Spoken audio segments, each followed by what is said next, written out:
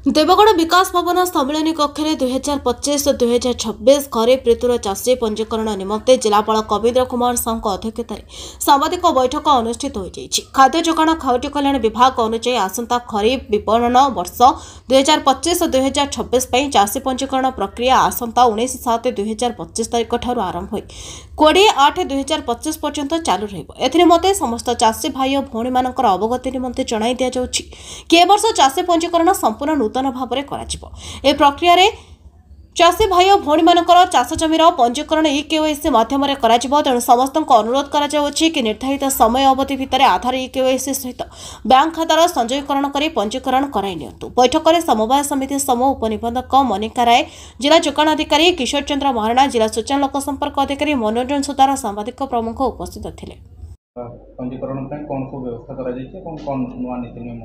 एथर धान पंजीकरण 19/7 रु 20/8 पर्यंत ये पंजीकरण प्रक्रिया चालू रहिबो। एथिरे केवाईसी द्वारा ये पंजीकरण कर जारिबो, पंजीकरण कार्य करा जिवो। एथिरे समस्तंकर आधार लिंकेज आखि आउ ये सब टिप उभय को नेकी लोक रजिस्ट्रेशन करेंगे। रजिस्ट्रेशन गला बेले व्यक्तिगत भाव में जावाक पड़ो एवं तत्सहित जोटी जॉइंट होल्डिंग थिबो जॉइंट को शेयर मानकर दस्खत आनी का भागरे केते जमी रजिस्ट्रेशन हम ता स्पष्ट भाव में उल्लेखित थिबा गोटे कागज को मध्य सेदिन अपलोड करा जिवो।